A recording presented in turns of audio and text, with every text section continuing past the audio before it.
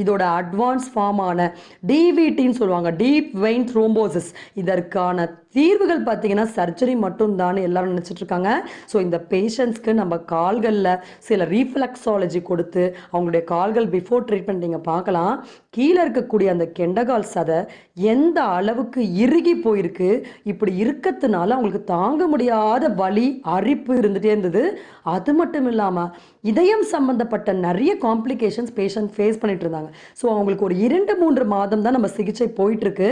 அவங்களுக்கான complete diet சொல்லி கொடுத்து நம்ம சிகிச்சைக்கு பிறகு நீங்கள் அவங்க கால்கள் பார்க்கலாம்.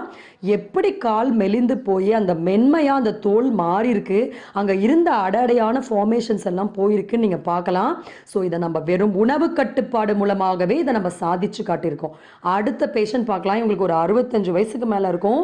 அவங்க கிட்டத்தட்ட 10 வருஷமாக இந்த ப்ராப்ளம் டிவிடின்ற ப்ராப்ளமும் வேரிகோஸும் அவங்களுக்கு இருக்குது. உடம்பு பூரா